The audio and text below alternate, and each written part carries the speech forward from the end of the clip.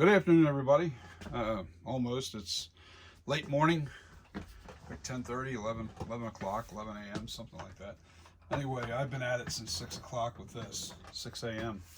I've bumped out the, let me see if I can get the camera out of the way for a quick sec. And I'll be able to I'll turn the sculpture from side to side so you can see what I've done. And I'm going to sculpt a little bit on camera so you can see what I'm doing, how I'm doing it, and why I'm doing it. And this mask is a very difficult pain in the neck to do it. My clay is starting to stiffen up pretty good now, so I don't have a lot of working time with it. And what I'm doing is I'm smoothing out. Yeah, this is already starting to harden. I had to bump out some features, take away, add. It's just a constant. See, I'm smoothing this out right now. This stuff is extremely hard. It doesn't like to come together. But once you carve it, all the lines will disappear. Yeah, my clay is really stiff. I might have to warm this stuff back up again. But what I did was I redid the nose. I made the slant ever so slightly to the, I guess the right side of the mask. It's facing it, it's the right side.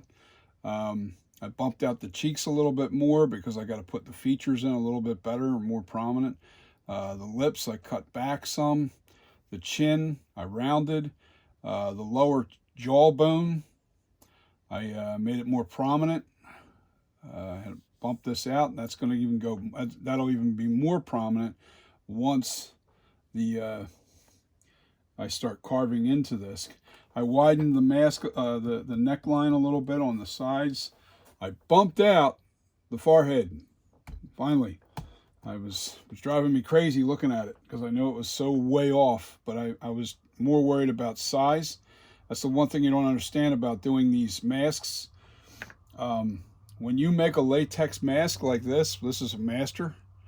It's over here. I don't know if you can see that. Let me see if that master is from from exact clay, and it's pretty big. So let me try and make sure I'm in frame here. Okay, back to what I'm doing now is like this clay is still pliable. I can really work with this. It's warm. You can warm small pieces with your hand, but you can manipulate it too well once it really stiffens up. Then you have to rewarm the stuff, and it's a process. It's a real process, and don't get me wrong, I love doing this. This I can spend hours and hours and hours. It's very relaxing to me. It takes my mind off of everything. It's a process, I'll say. Now, I'm still working on the head shape. See, I got some clay here that I have to fill in. There's some spots I'm trying to round out, and I want to get that in there before this clay becomes too hard, you know. So what I'm right now doing basically is making sure the shape is close to where I need it to be, because I don't want to have to carve 1,000 pounds of clay off of this thing. And everybody looks at it and they go, oh my God, it's so big, the head's so big. Well, that's one of the challenges with doing sculptures for masks, because whenever you make a mold, you can lose up to anywhere from 8 to 20%, depending on the thickness of your mask, in shrinkage with the latex. So you always have to make it it has to be a lot bigger. You're talking 20% bigger than what your head is to be safe. All right. So I'm definitely about that spot right now. I'm about right at that 20%. See, even this mask over here, the yellow one that I showed you, that one was still just a little too small. It looks massive, believe me, it looks really big. But the problem is, when I poured my first casting out of the mold that I made from that, um, the mask, I wanted thick masks, so the shrinkage was dramatic. I think the shrinkage went all the way down to like 20%, literally, and it made the mask pretty tight. So with this sculpture, I'm going just a little bit bigger, and I'll have the perfect master, and I'll be able to make a master instead of making the master out of a urethane rubber. I'll be able to make the master out of foam-filled, latex. Yeah, that's basically it. I'm looking at this as I'm talking to you, and I get brain farts every once in a while. So, and I also had to bulge out this eye socket a little bit in this area. It was still too narrow to the and some carving is going to take away some of this clay, but not too much. It's going to be really nice when this is done. The goal, hopefully you can see this. The goal is this guy right here. That's what I want to do. That's the mask. To me, that is the perfect 1978 Michael Myers mask. And I am going to nail this. Now, some people would say that's not what I like. Well, the reason why you see all these features really prominent in this picture is because the casting of light is over top, splashing down and causing all the shadows, so you can actually see the features real well. You put a light right on this mask straight on, and you can't see any of the features. So that's the magic. It's how you light this mask is what really makes it really sinister looking. The sculpture is there. The details are in the mask, but the lighting. If the lighting's wrong, this mask is stupid looking. I have to say that. It just doesn't look good.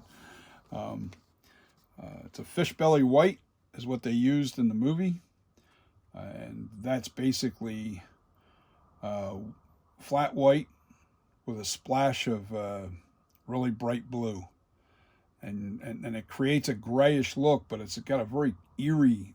It's different, So I have the ratio perfect, for the color, and I can't wait to get this master done, because this is really going to come. This is going to come together, and as you can see, if you can see the profile now is pretty close. Pretty close.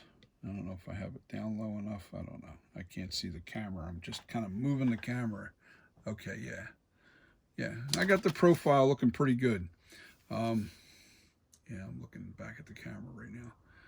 And yeah, this is the goal right here. This bad boy right here. And I don't care if it takes me 6 months to get this right. It's funny, you take just a little bit too much clay off, and you realize, man, I took too much away from here. I got to put more back on. But that's what's so nice about working with clay. Holy God, when I worked with wood, that's why I'm pretty precise. But it's funny because when I worked with wood, you take away from wood, that's it. It's done. It's over. You got to start with a new piece. So carving wood has really helped me with this clay. And now I'm kind of like, so what? I take a little bit too much off here. I just put it right back on. No big deal. It's like, oh my God, it's heaven. So much nicer to work with. And I really like doing these masks. I do, man. I'm 6 a.m. this morning, beefing out and doing all the things I just got done explaining, and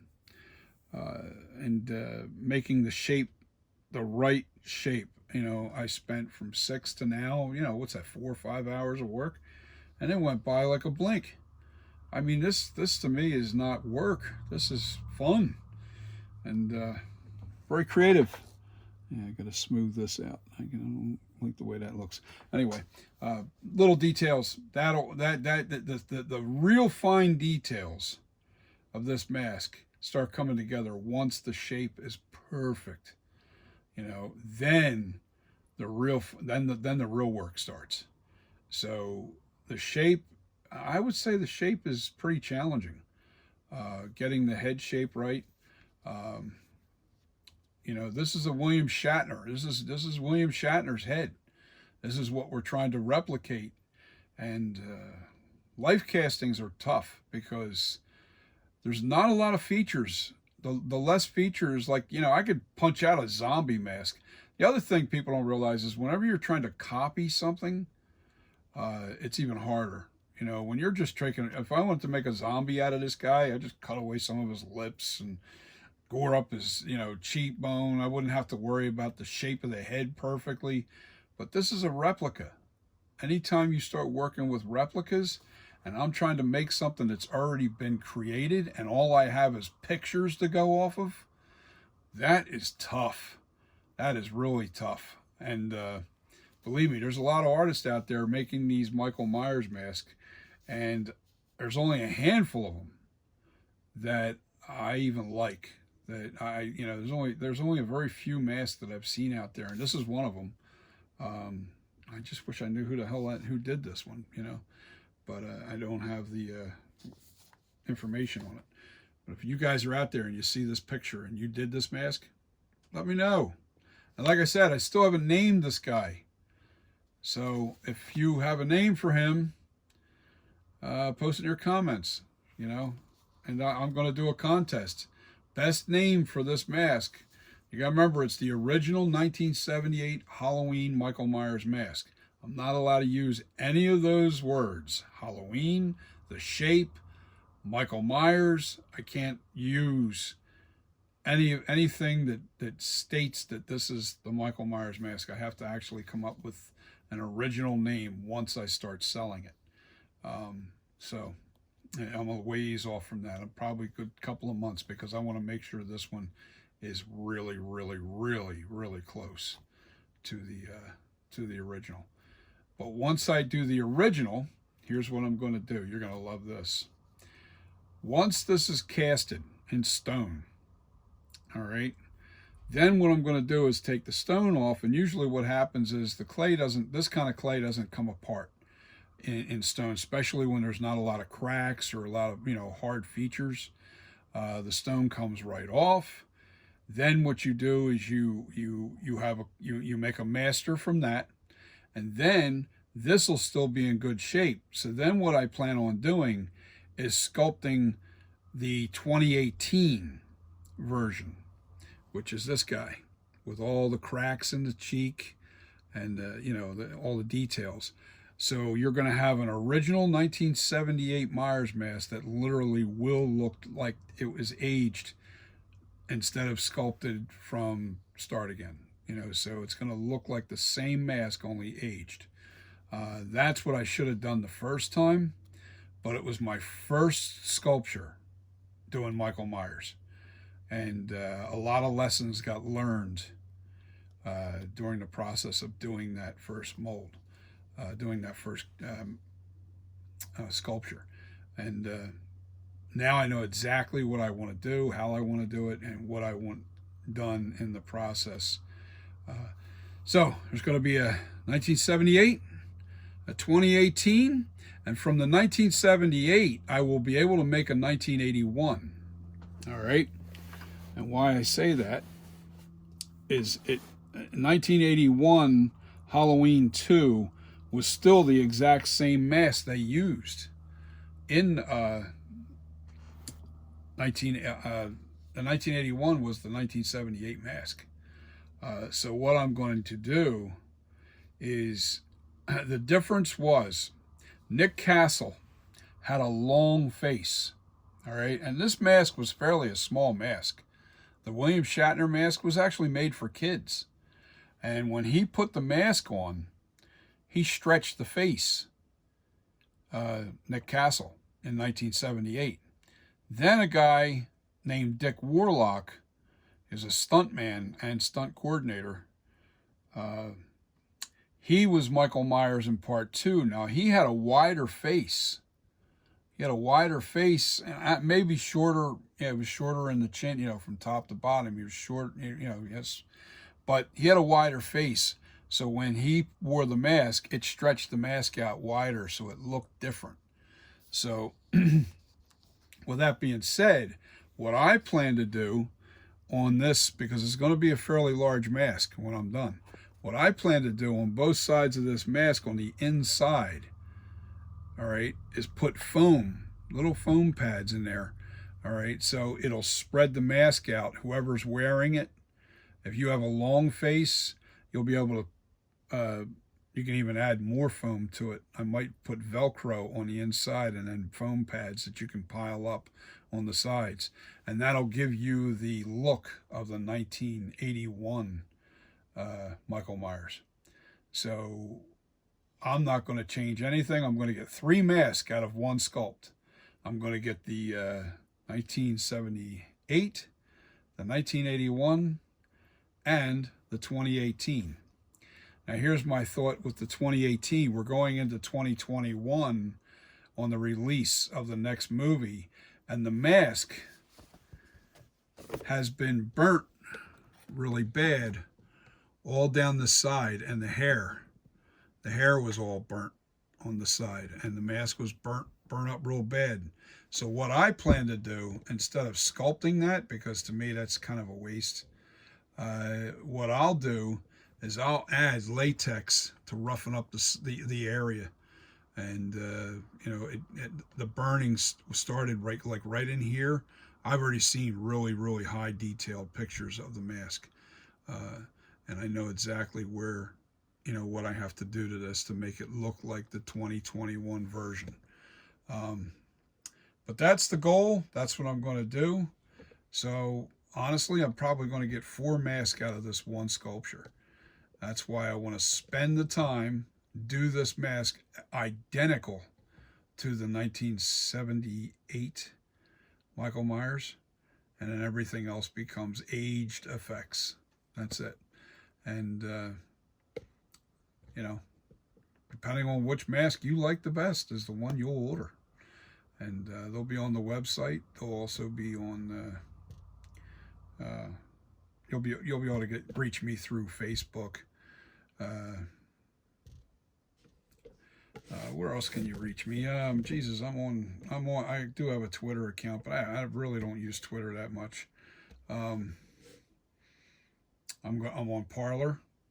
I'm also, I have my own page on Facebook. What else? Jesus, I'm on Instagram. It's Custom Corpses. That's the name of the company. And I hope you guys love this. I know we're a ways off from Halloween, a full year away again. But I'm going to have these masks all done and ready to go for next Halloween for sure.